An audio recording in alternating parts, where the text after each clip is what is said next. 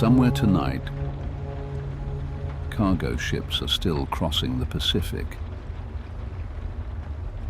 carrying oil, machinery, grain, and industrial equipment between continents.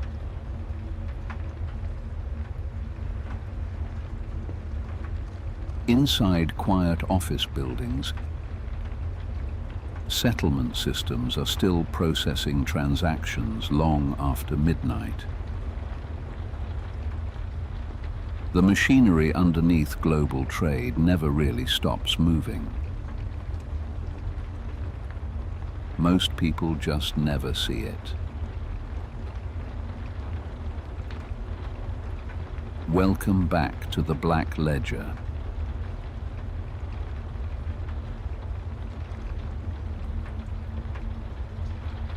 But there is a question appearing more often now inside central banks, trade ministries, shipping firms, and financial institutions. What happens if access to the system becomes uncertain? Not collapsed. Not gone overnight. Just less predictable than it used to feel.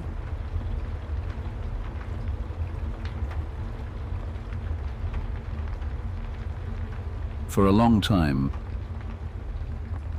most countries assumed the main financial corridors of the world would remain permanently open, stable enough for trade,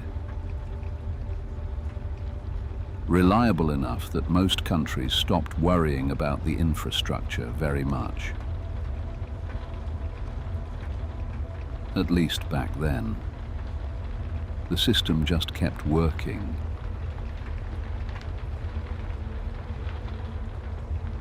And for decades, that assumption mostly worked. The markets cleared. The cargo moved. Payments settled quietly in the background while most of the world slept. Eventually, the infrastructure underneath the system became so familiar that many people stopped thinking about it at all. It simply became part of the environment, like electricity, or shipping lanes, or the internet.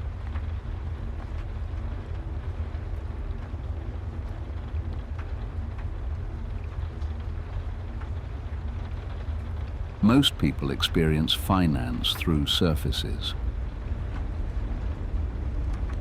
Markets opening in the morning. Currencies shifting across glowing screens late at night. Headlines moving faster than most people can follow them.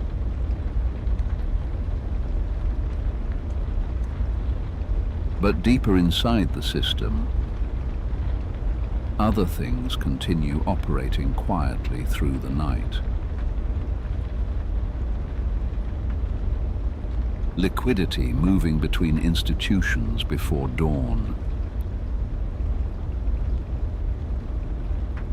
Shipping insurance updated before cargo reaches port. Settlement schedules recalculated while cities sleep. Reserve systems balancing exposure across multiple time zones before morning.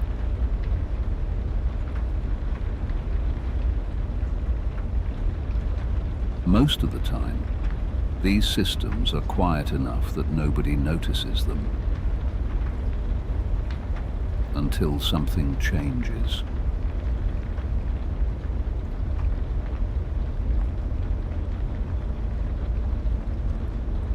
Somewhere in Singapore tonight, there are probably still people beneath fluorescent office lights reviewing shipping manifests and settlement schedules before morning.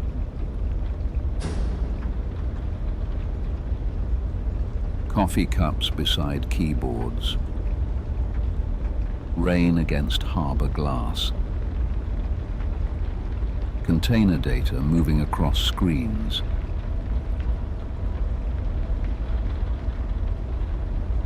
Nothing dramatic. Just the ordinary maintenance of globalization. After enough years,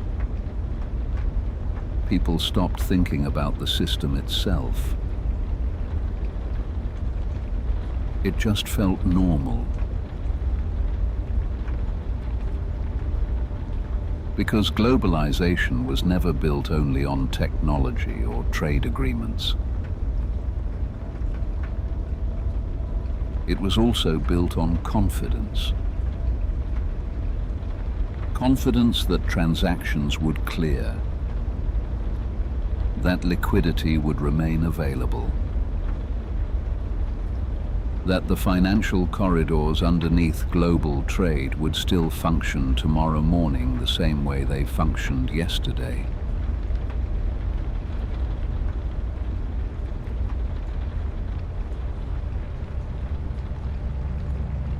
The dollar system expanded because, for a long time, participation inside the system made practical sense. Trade was expanding too quickly for older systems. The dollar system was able to move enormous amounts of money and energy through the same corridors without freezing up.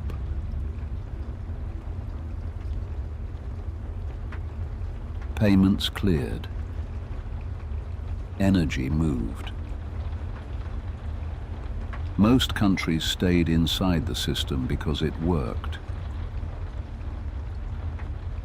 And over time, more and more of the world connected itself to the same architecture because the system was efficient enough that almost nobody wanted to operate outside it.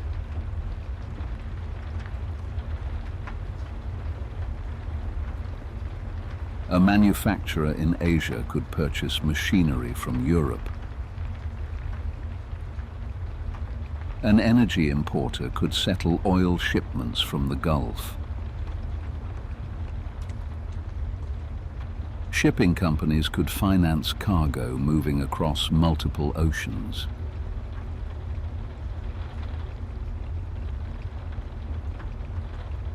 Most people inside the system were not thinking very much about geopolitics while doing these things. They were thinking about timing, cost, risk, whether payments would still clear by morning.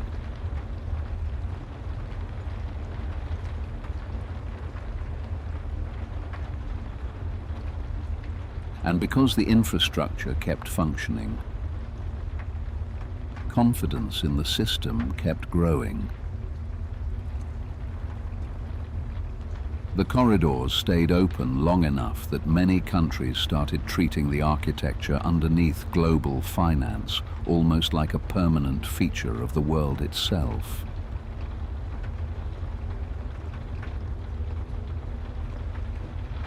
But systems start feeling different once too much of the world depends on them at the same time.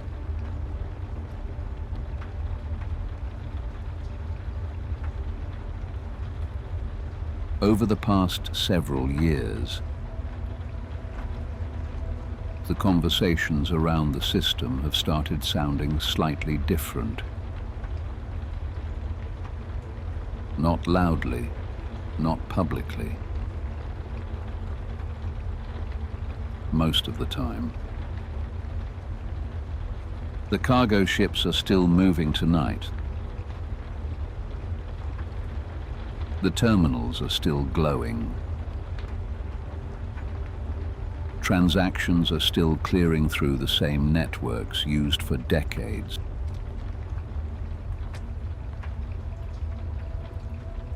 From the outside, everything still looks stable.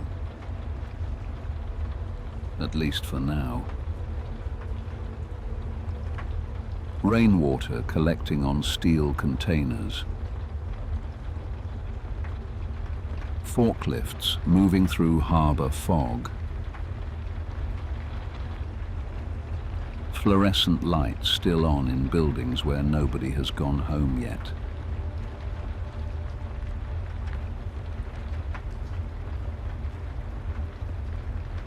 But underneath the surface, people are thinking differently about dependency now. What happens if reserve access becomes political during periods of tension? What happens if financial infrastructure stops feeling completely neutral?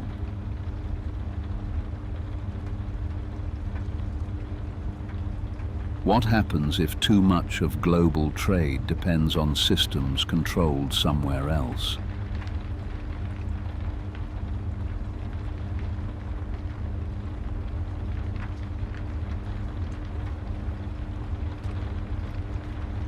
Those questions do not immediately break a system, but they do begin changing behavior inside it.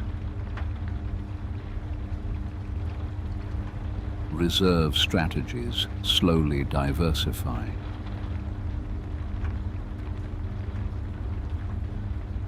Alternative settlement systems appear quietly beside older ones. Regional agreements expand. Backup corridors begin forming underneath primary corridors.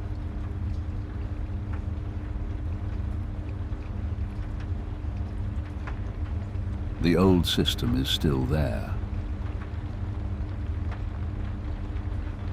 But countries don't seem quite as comfortable depending on only one corridor anymore.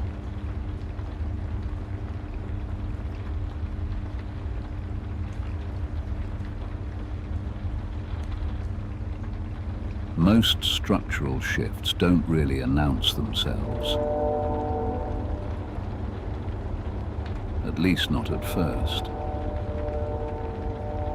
At the time, they usually just look like small administrative decisions made quietly inside office buildings late at night. A reserve adjustment here. A new settlement agreement there. An energy contract routed differently than it would have been 20 years ago.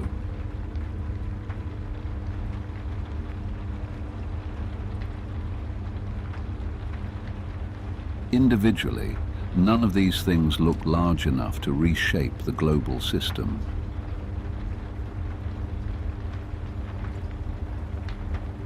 But over time, they accumulate.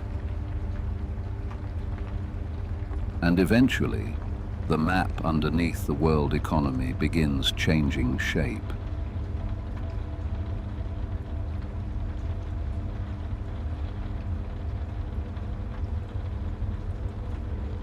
The rain outside sounds softer now.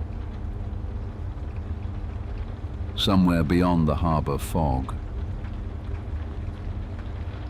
ships are still carrying the physical structure of the modern world across dark water exactly as they did yesterday. Oil, copper, machinery, food, industrial components. The visible system still looks connected. But the confidence underneath it doesn't feel quite as absolute as it used to.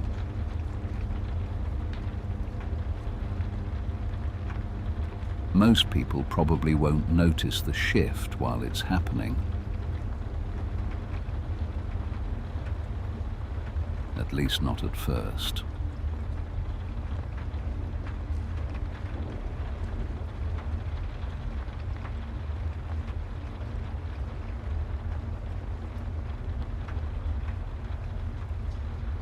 After the Second World War, much of the industrial world was damaged, indebted, or physically broken apart. Railways across Europe had collapsed. Ports were destroyed. Entire cities still looked unfinished, years after the fighting ended. Trade needed to restart quickly. Energy needed to move again. Governments needed something stable enough to rebuild around.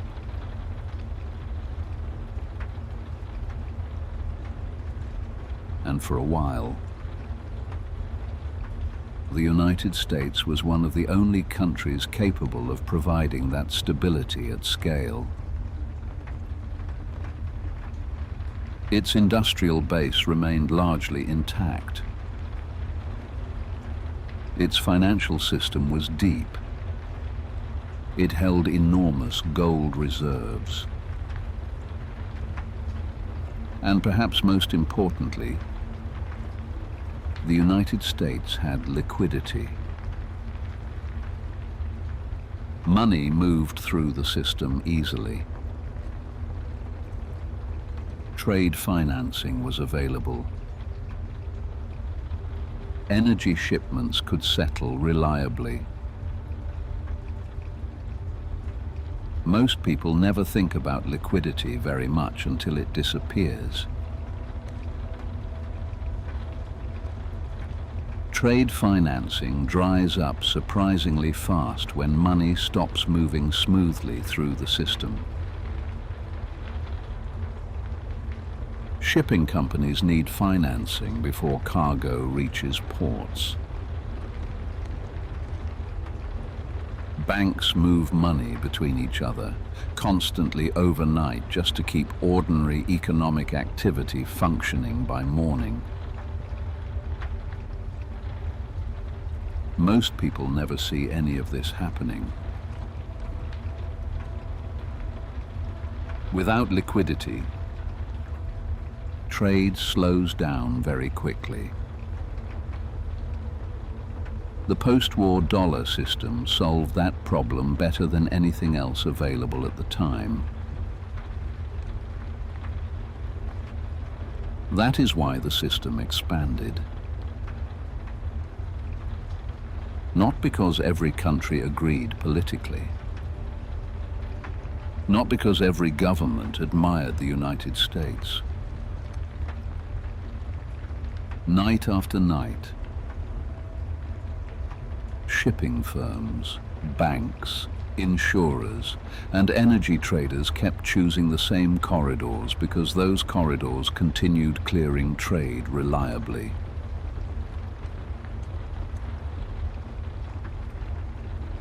Payments arrived on time. Liquidity remained available. Cargo financing stayed predictable enough for global movement to expand around it year after year. And underneath the visible layers of global trade sat the deepest collateral market in the world: US Treasuries. For decades, that market became the financial foundation beneath global movement itself.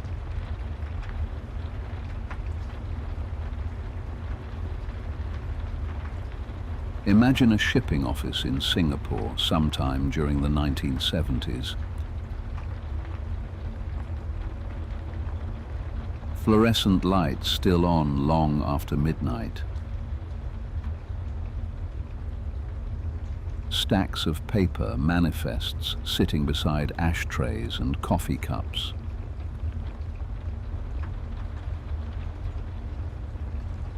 Telex machines printing settlement messages from London, New York, Tokyo.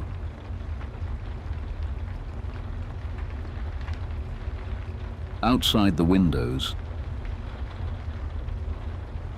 Tankers sit quietly in Black Harbor water, waiting for fuel transfers before continuing toward the Pacific.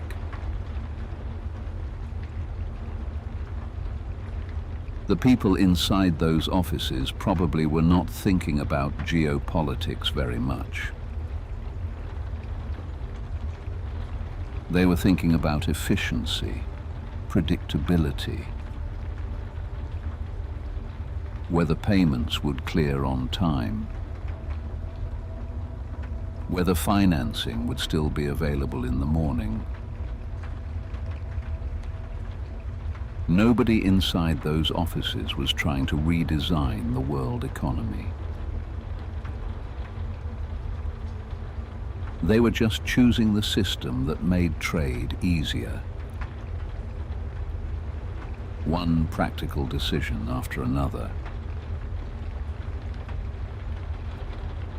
A shipping company chooses the cheapest financing route. A government increases dollar reserves because commodity imports are already priced in dollars. A bank expands access to dollar funding markets because its clients need easier settlement infrastructure. And over time, the entire world begins connecting itself to the same network.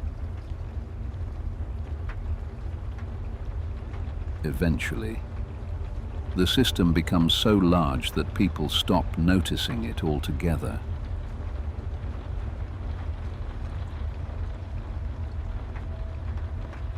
It simply becomes the environment. Most people do not think about electrical grids when they turn on lights. Most people do not think about undersea communication cables when they send messages across continents.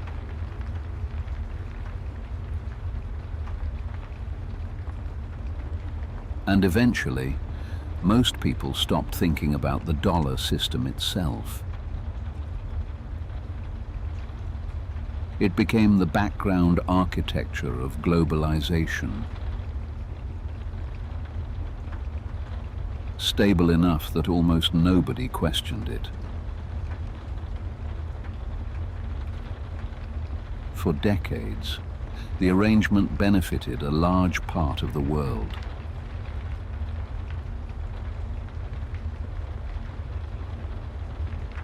Trade expanded.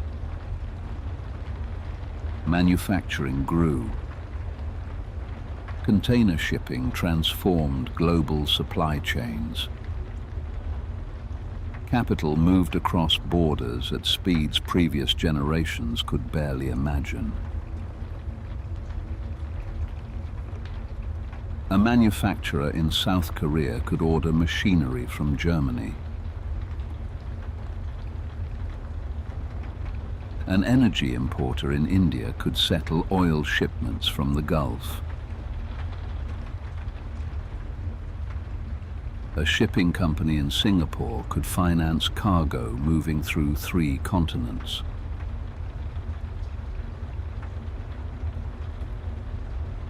All because the corridor underneath global trade remained open. And after enough years, the system simply became normal. Most countries stopped thinking very much about the infrastructure itself.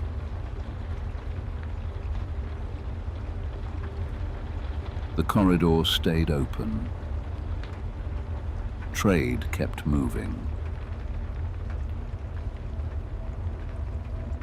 After enough years, operating outside the system simply became inconvenient for most countries.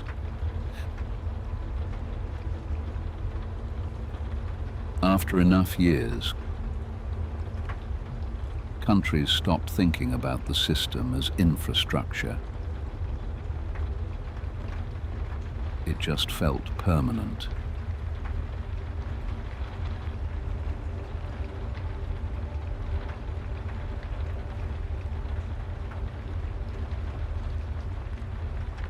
The interesting thing about infrastructure is that people only notice it when it becomes uncertain. You rarely think about electricity until the lights flicker. You rarely think about water systems until something stops flowing.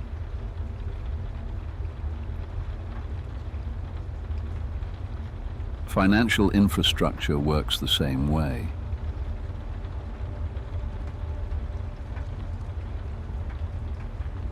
For a long time, the global dollar network felt neutral to most participants. Predictable, accessible, open. Then gradually, countries started realizing the infrastructure was not quite as neutral as it once appeared.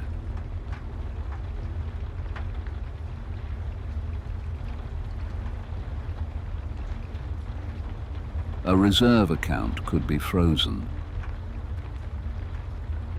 A payment route could become restricted. Access to liquidity could become political under certain conditions. And once countries begin noticing the existence of switches inside a system, behavior changes.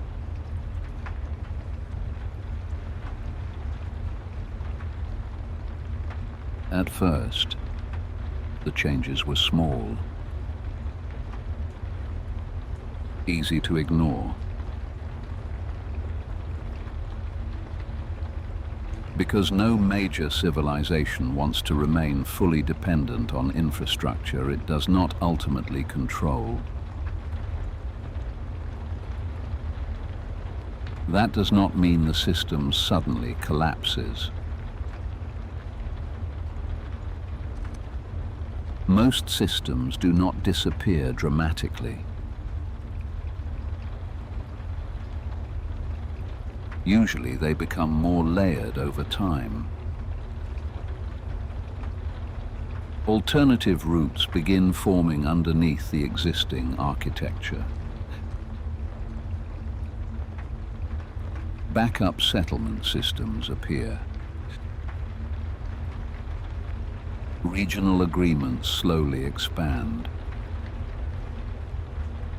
Central banks start diversifying reserves.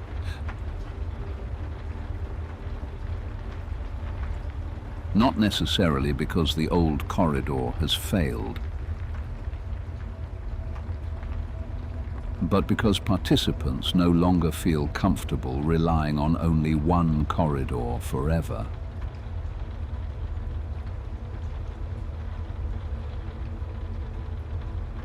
That is the stage the global financial system appears to be entering now.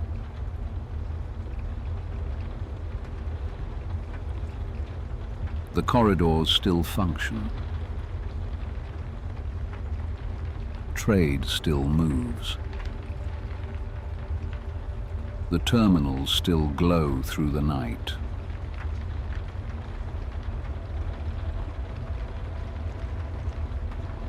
Rain against harbor glass.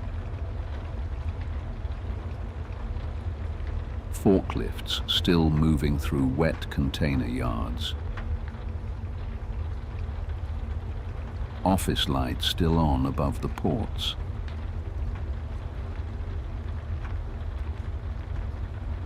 But the psychology underneath the system has started changing.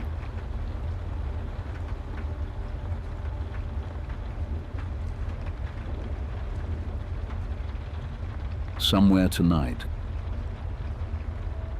cargo ships are still crossing black water,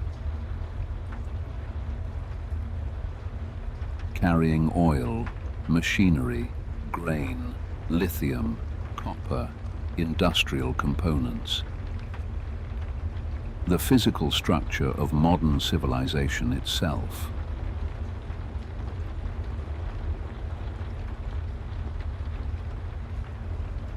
Most of those shipments will still pass through the same financial architecture they used yesterday.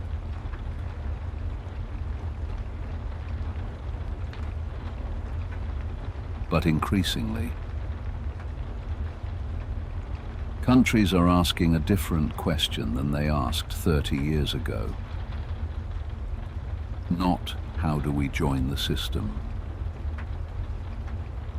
but what happens if access to the system becomes uncertain?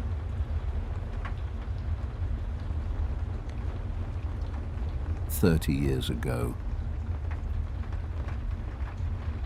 most countries were asking how to enter the system. Now, more of them seem to be asking how dependent they want to become.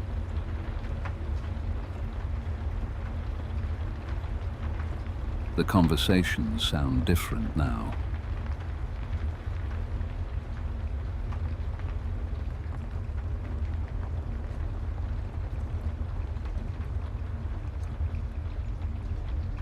For a long time, most countries stopped thinking about the financial system very much. The corridors stayed open. Payments cleared. Trade kept moving. After enough years, the infrastructure simply started feeling permanent, stable, continuous, available the moment you needed it. Banks trusted the system enough to move enormous amounts of money through the same corridors every day.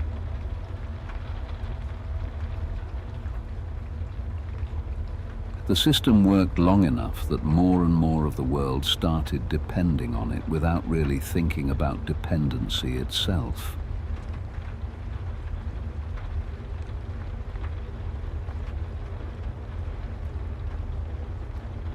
Then gradually, the conversations started changing. Not with collapse, not with panic. Usually just with uncertainty. A reserve account is frozen. A payment route becomes politically sensitive. A sanctions package expands further than expected. And suddenly the infrastructure feels different than it used to.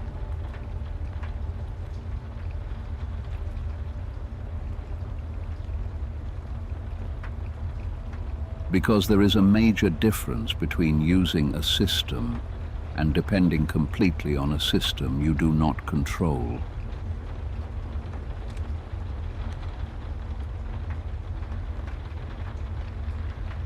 For years, many governments accepted that trade-offs existed inside the architecture. That was simply part of the system. But over time, especially after repeated episodes involving sanctions, reserve restrictions, and payment controls,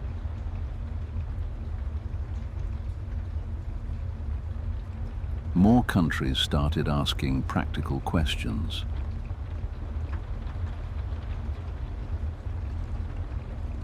What happens if access to dollar liquidity becomes difficult during a crisis? What happens if geopolitical tensions interfere with settlement infrastructure?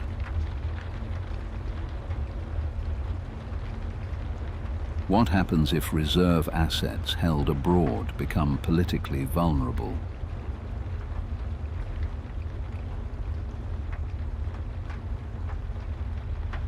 These discussions usually sound technical from the outside. Reserve exposure, settlement access, liquidity risk.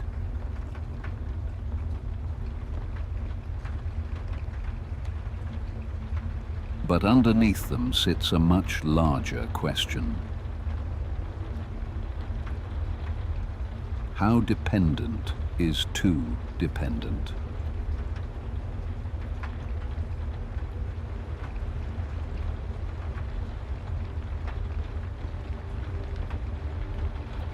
Imagine a central bank office late at night. Fluorescent lights still on above long conference tables. Reserve reports spread across the room. Shipping data updating quietly across computer screens. Coffee that has already gone cold. Nobody inside the room believes they are redesigning the global financial system. They are just trying to reduce exposure before the next crisis arrives. One reserve adjustment at a time. One settlement agreement at a time.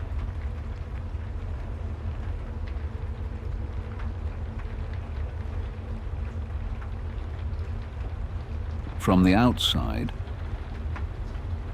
the infrastructure still looks stable. Dollar funding markets are still functioning.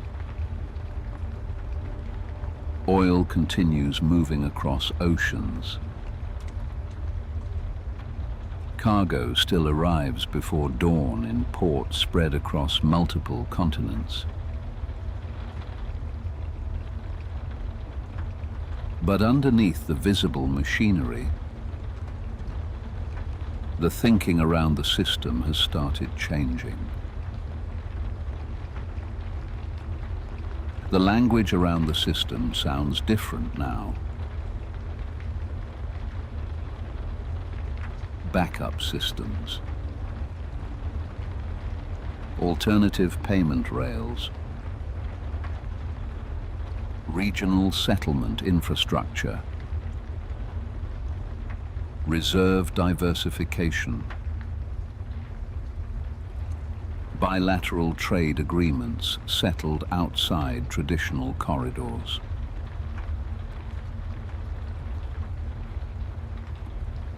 The old system is still there, but countries do not seem quite as comfortable depending entirely on one corridor anymore.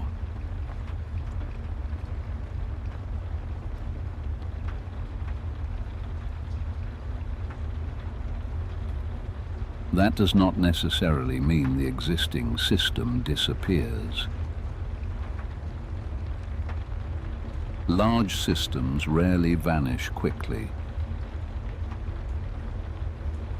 Usually they become layered. Additional corridors slowly emerge beneath the original one. Trade starts routing through multiple channels instead of only one.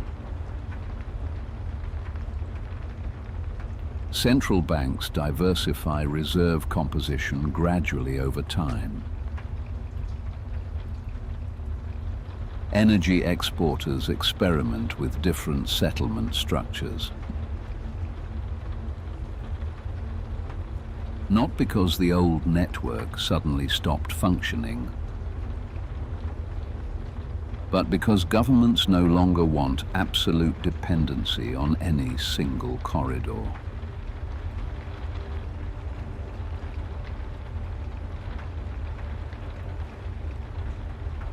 The dollar system is still dominant, at least for now. But the psychology surrounding the system has changed noticeably compared to 20 or 30 years ago.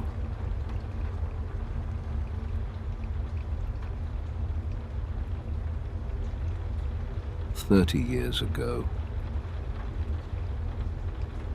most conversations were about joining the global system. Now, more conversations seem to revolve around exposure,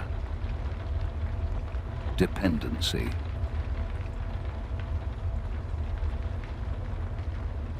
what happens during periods of tension? How much dependency is too much dependency?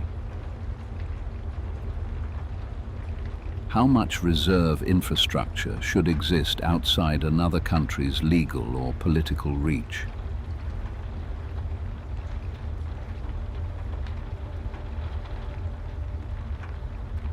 "30 years ago, these conversations were happening at the edges of the system.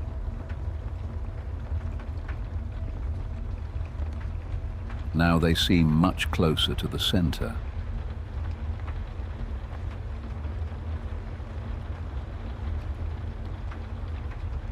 And once countries begin designing alternatives, even at small scale, the structure of the system slowly changes.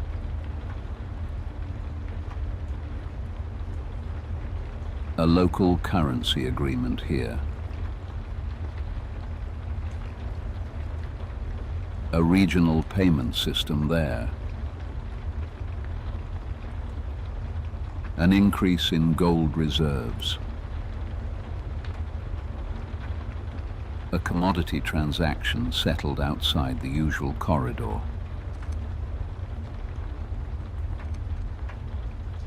a reserve adjustment there, a commodity shipment settled differently than it would have been 20 years ago.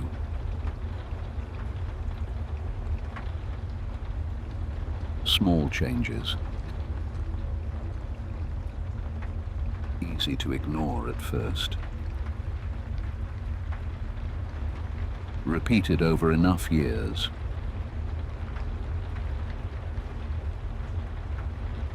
until eventually the system no longer feels quite the same.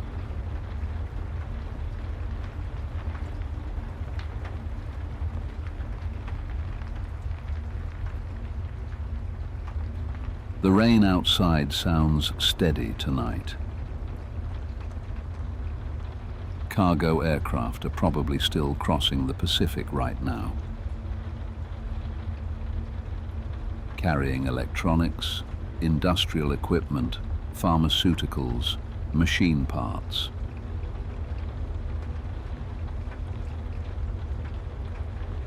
Container ships are still moving through the Strait of Malacca.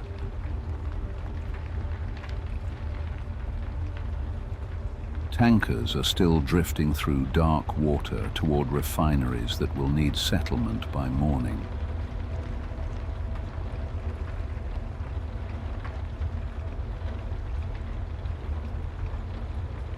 The physical machinery of globalization is still operating. But the financial psychology beneath it has started shifting.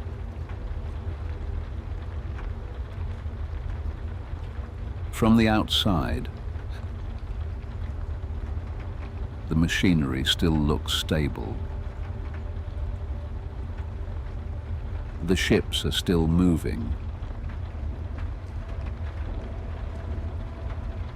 The terminals are still glowing.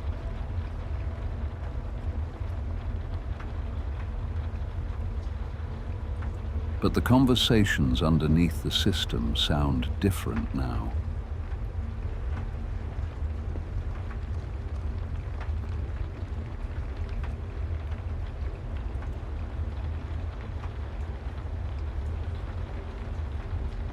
Large structural changes rarely announce themselves clearly.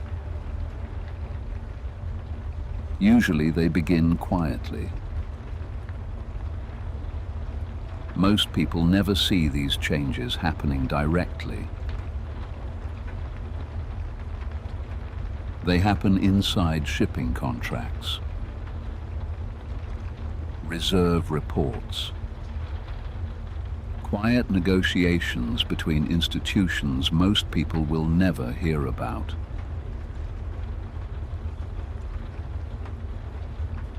If you want to understand where the global system is moving, it helps to stop focusing only on headlines. Watch the flows instead. Watch the ships. Watch where energy moves. Watch how reserves start shifting over time.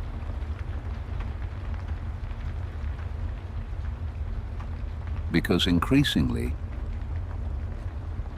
some of those flows are beginning to move differently than they used to. Not dramatically, gradually.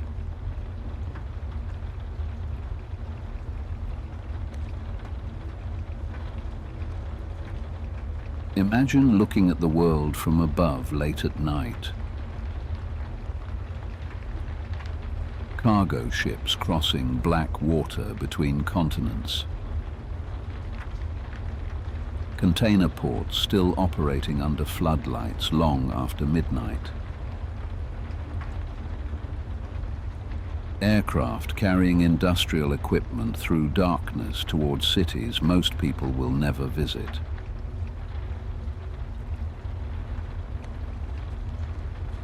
From the outside,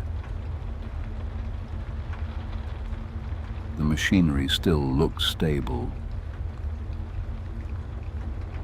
But beneath that machinery, parts of the financial architecture have started quietly rerouting.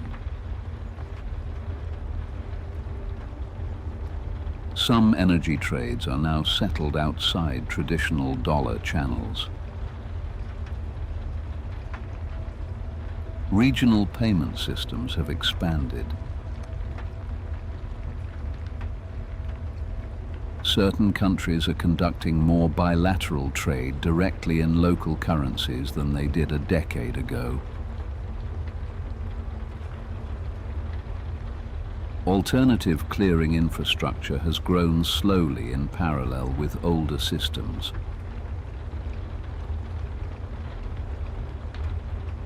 None of this means the existing network disappears tomorrow morning.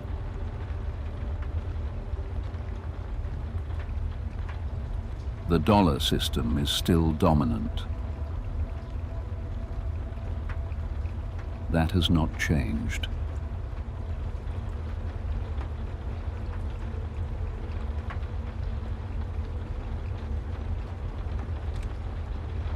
For a long time, much of the world moved through the same financial corridors. But dependence starts feeling different once governments begin imagining what happens if access becomes uncertain. And once countries begin thinking seriously about exposure, they usually start looking for alternatives. Not replacements. Alternatives.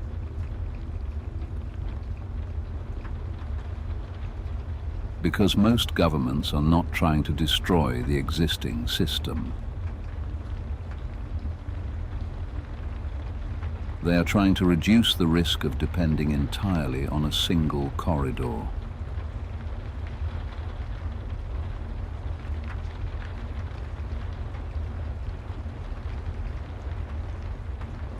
The language sounds different now. Resilience, redundancy, diversification. backup systems.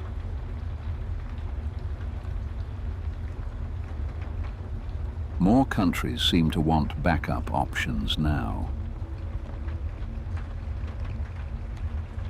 The ability to keep trade moving even if one corridor becomes politically unstable or operationally difficult.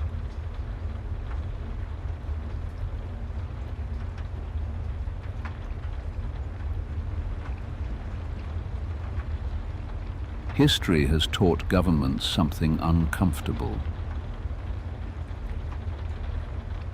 Corridors change eventually. Trade routes shift. Reserve structures evolve. Power centers move. Dependence feels stable until conditions change. That awareness sits quietly underneath a lot of decision-making now. Quietly, without dramatic speeches, without headlines announcing that a new era has officially begun.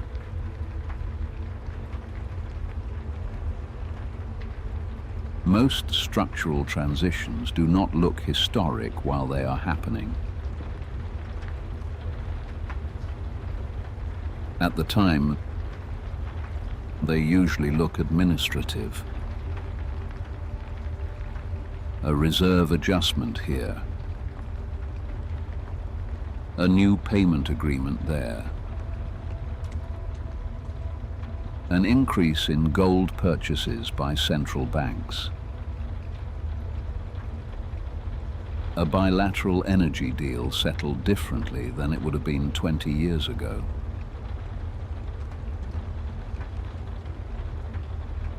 Individually, these decisions appear small.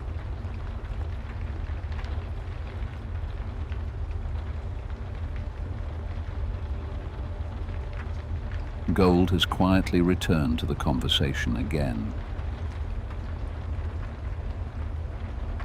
Not because governments suddenly want to abandon modern finance, and not because the world is becoming less digital. If anything, the world is becoming more digital every year. But during periods of uncertainty, countries usually start thinking differently about reserves that exist outside another government's direct control.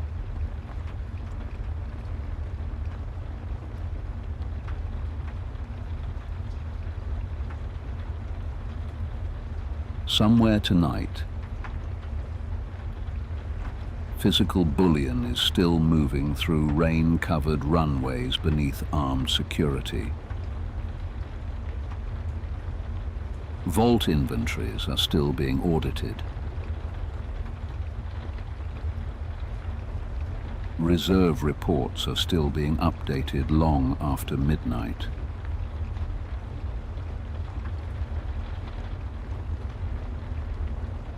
Meanwhile, the world above those reserves continues becoming more digital every year.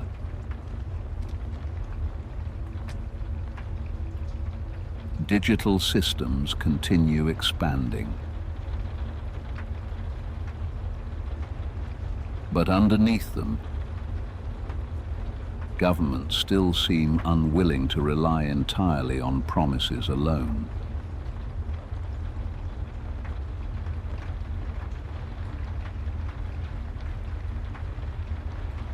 Governments seem less certain about the future than they were 20 or 30 years ago.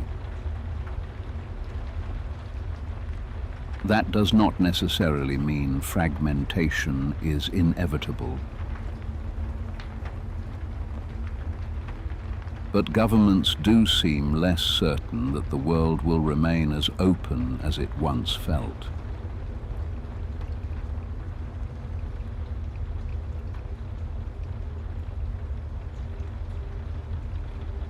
The rain outside sounds heavier now. Somewhere beyond the harbor tonight, oil tankers are still moving through black water toward refineries that will require settlement by morning.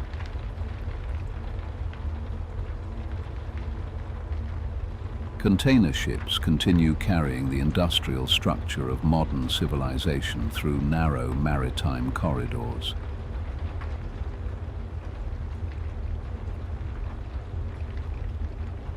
The visible world still looks connected.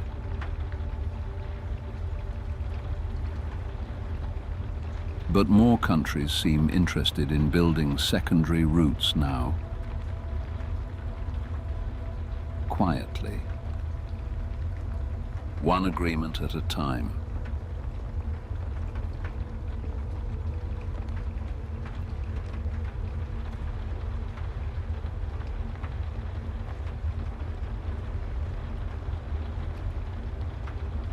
For years,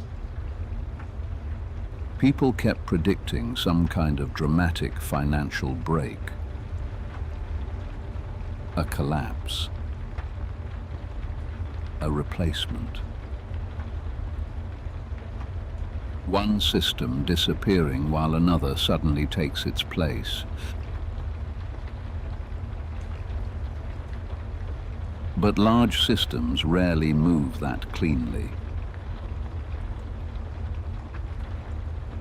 Older corridors continue operating while new ones slowly begin forming beside them.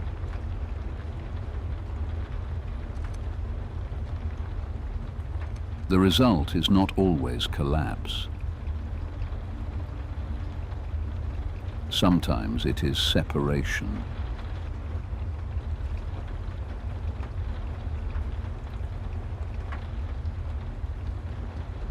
Collapse is visible, immediate, easy to recognize. Separation is slower. The machinery continues operating while the assumptions underneath it gradually begin changing. Markets still open in the morning. Currencies still trade through the night. From the surface, the system still appears deeply connected. But underneath that familiarity, the assumptions supporting globalization no longer feel quite as singular as they once did.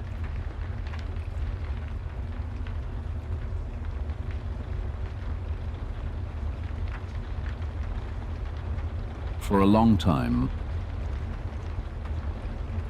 the world moved as though globalization would continue expanding indefinitely. More integration, more interdependence, more countries connected through the same financial infrastructure.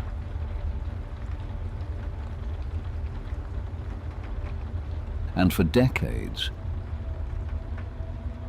the system appeared stable enough that most people stopped questioning the direction entirely. But interconnected systems start feeling different once trust between major participants weakens. Especially once governments begin imagining scenarios where access to infrastructure no longer feels completely guaranteed.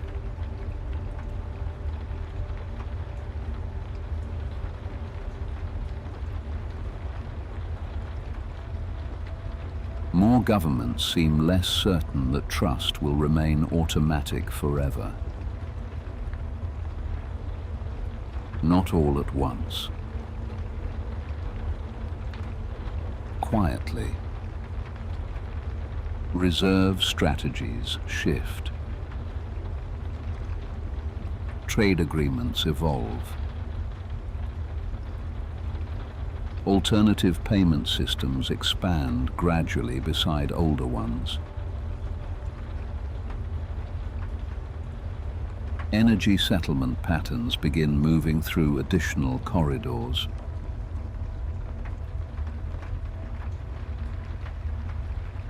Most countries are not trying to abandon the existing system completely. But more of them seem interested in reducing total dependency on any single corridor.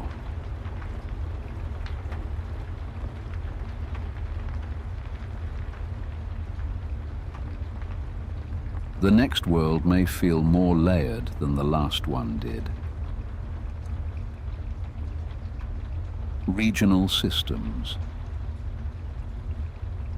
different reserve strategies, multiple payment corridors operating at the same time.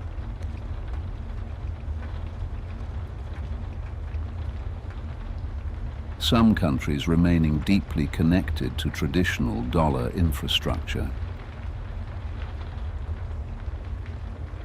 Others building partial alternatives beside it. Most operating somewhere in between.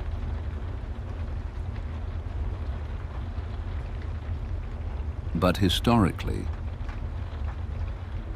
civilizations often behave this way during uncertain periods. They diversify. They hedge. They build redundancy.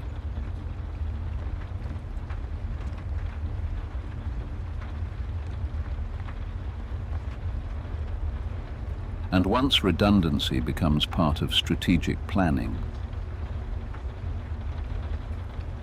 the structure underneath the system slowly changes.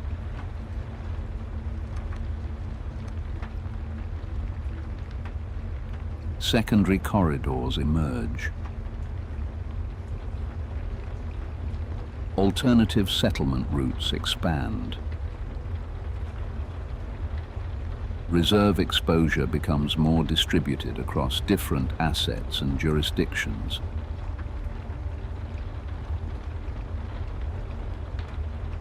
Not evenly, not cleanly, but noticeably. Over time, trust itself starts becoming more conditional, more regional, more connected to political alignment, strategic relationships, and infrastructure access than many people assumed possible 20 years ago.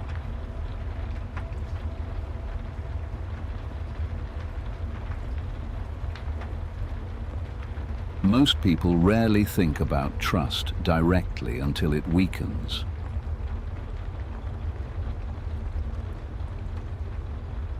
For decades, large parts of the world treated the financial system almost like permanent infrastructure. Something that would simply always be there. Now, more countries seem to be treating it differently. Not as the only possible system, but as one important system among several. Reserve decisions change. Trade routes adapt. Energy settlement patterns evolve. Financial relationships become more flexible. And gradually, the system starts feeling less singular than it used to.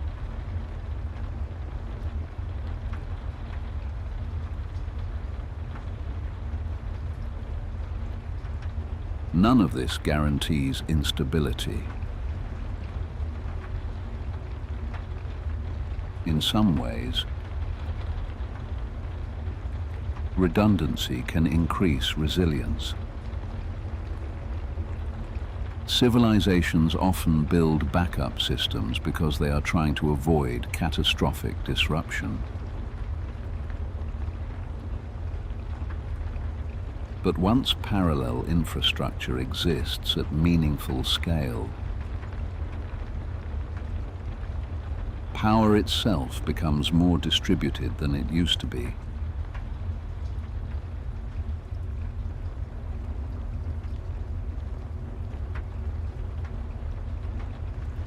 Somewhere tonight, financial centers across the world are still glowing through the dark. Servers continue processing transactions. Ships continue crossing oceans.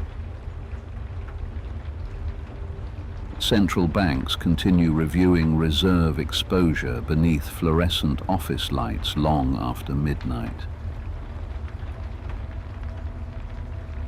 Trade officials continue negotiating agreements most citizens will never read.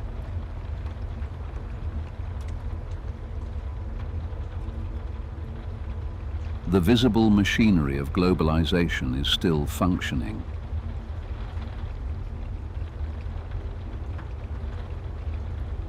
But underneath it, governments increasingly seem to be preparing for a world that feels less predictable than the one globalization originally promised.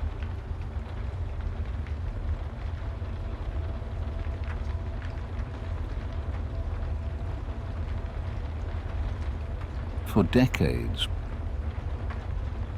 one of the central questions was usually,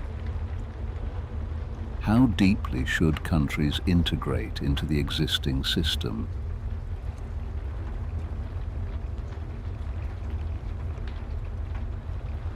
Now the conversations sound different.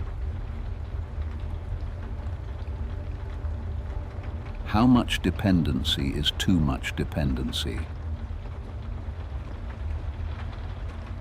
How much infrastructure should exist outside another country's political reach?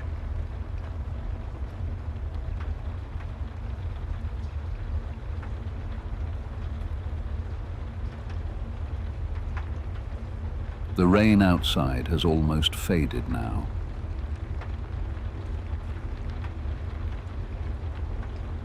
The harbor sounds feel distant. Somewhere beyond the darkness, container ships are still carrying the physical structure of the modern world across oceans exactly as they did yesterday.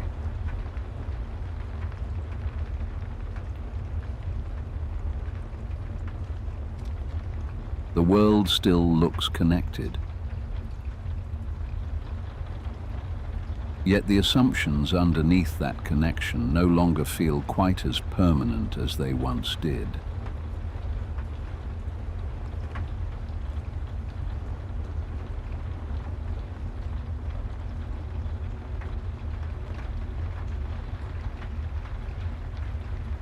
The world outside your window probably still looks almost the same as it did yesterday. The roads still carry traffic. Office towers are still glowing late into the night.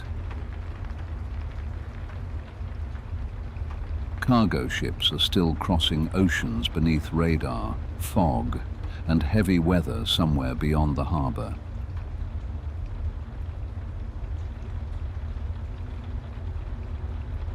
And right now, long after midnight, settlement systems are still processing transactions quietly inside buildings most people will never enter.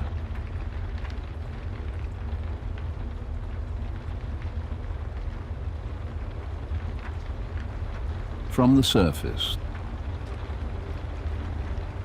the machinery of globalization still feels stable,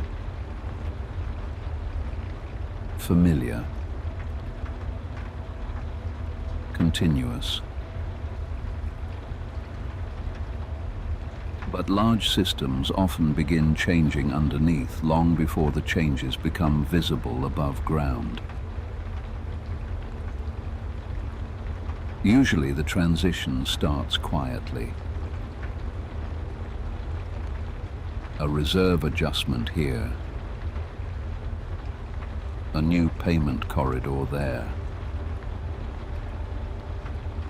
An energy contract settled differently than it would have been 20 years ago.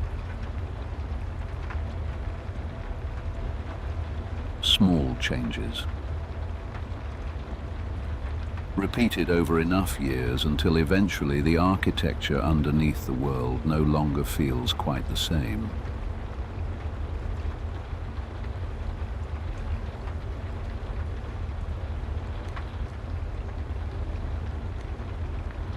For decades, the global financial system connected enormous parts of the planet through a shared corridor of liquidity, trade, and settlement.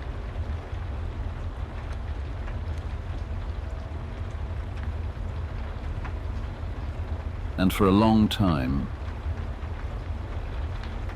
most countries assumed that corridor would remain permanently open.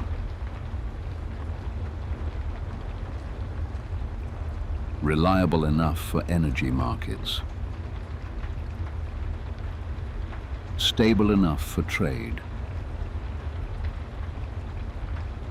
deep enough for the modern world to continue expanding through it indefinitely.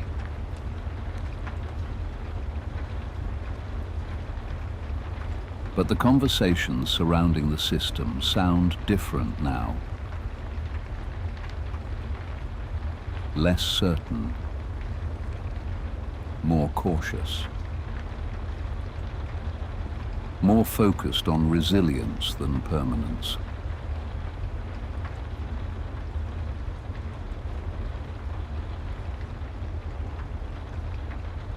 Not because global trade is disappearing, and not because the existing system suddenly stopped functioning, but more governments seem less comfortable depending entirely on a single corridor now. And once countries begin building redundancy into a system, the structure underneath it slowly starts changing. Not all at once. Quietly.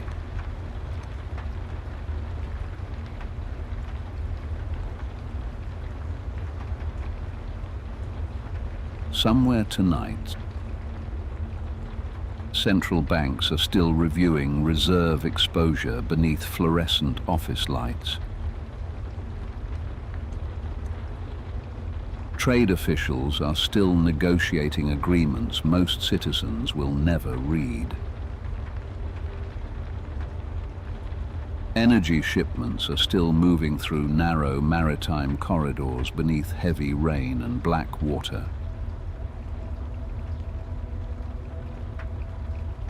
And inside quiet buildings filled with humming servers and half-empty coffee cups,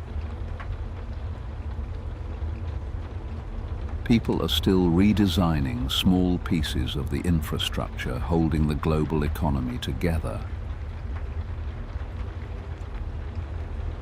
Most of those decisions will never appear on television.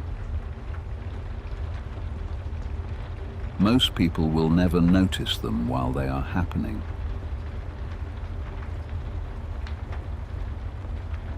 But systems are often reshaped long before the public realizes the shape has changed.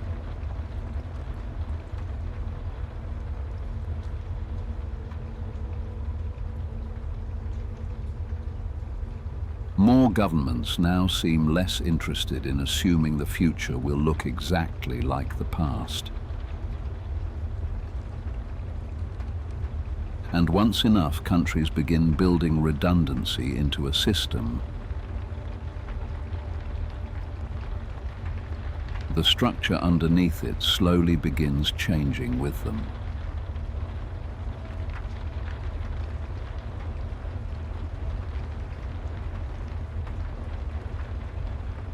Because civilizations behave differently once trust stops feeling completely automatic.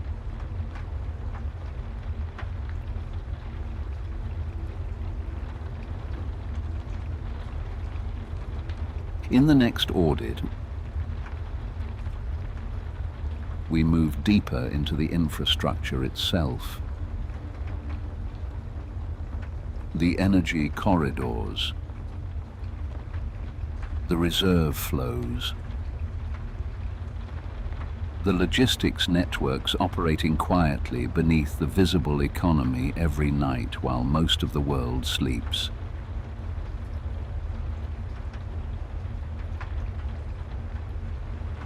Because money rarely moves alone.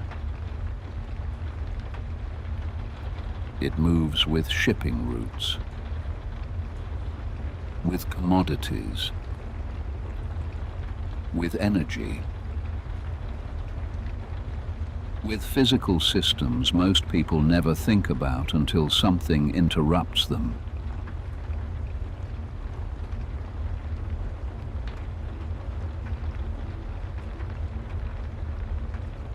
For now, the corridors are still open, and the rain continues falling somewhere beyond the harbor. The archive remains open. Good night.